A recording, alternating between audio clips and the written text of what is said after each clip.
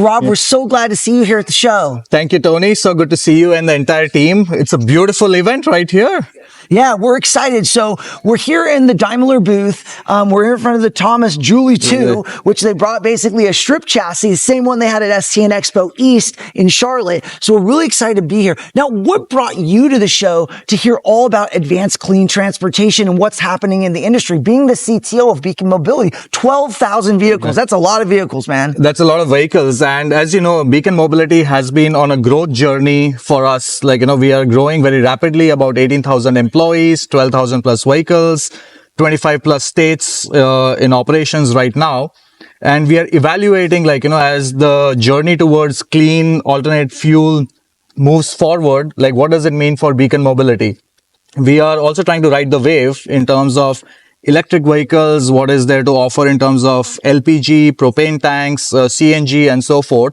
So excited to see all the different providers and learn a little bit more about the technology from the experts which are here in the industry. Now, some of the top conversations at the show, we heard AI being discussed by some of the larger OEMs. And so how do you see AI working into the things you do at Beacon Mobility, impacting drivers, performance, operations? Where's it going? Are buses going to be driving themselves? Well, maybe someday, right? Who knows? That's still a little bit of a far outreach right now. But the way we think about AI is more what problems can we solve for all of our different stakeholders. You look at the journey for when we pick up a kid to having them providing a best experience throughout the ride and then dropping them off, picking them up and dropping them at the home. It's about the best experiences, what can be enabled for the drivers, for our riders, for the customers we are serving and for our operators.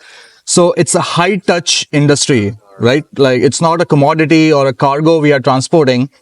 The experience, the service we provide for the people, it really matters. So the way we are thinking about AI is freeing up time from the administration work and providing more self-service for the people and freeing up the time so they can put more energy in the human-to-human interaction. You look at our operations today, the dispatchers are pushing paper across the board. So much time is getting spent in administration work, keying the data into the systems and whatnot. We are trying to eliminate that and provide the time back so they can truly take care of the drivers, walk around the lots, say hi to them. And not only when, running into issues, it's so reactive right now. You think about an example when a driver runs into, hey, I cannot find my pay stub, or they come to the location where the managers print out the pay stubs and they give it to them. Now, from a driver perspective, we are opening up a tool called Beacon Buddy, which is their assistant. It's a buddy available to them 24/7. They can open up the phone. They can say, hey, give me my pay stub, and it will give the pay stub to them in a secure Beacon manner. Buddy. That is so fun. And the interesting part is this was the name which was coined by all of our drivers. We crowdsourced the name. So bringing them in as a part of the journey becomes very crucial for us. So it's been a great journey. I think we're still scratching the surface. But end of the day, all of the AI work we are trying to do is to provide more self-service, more autonomy in terms of people becoming more self-sufficient and reducing the manual time where it's spent in safety, in operations, in the support functions, and giving time back so we can truly spend time with our drivers and riders and customers.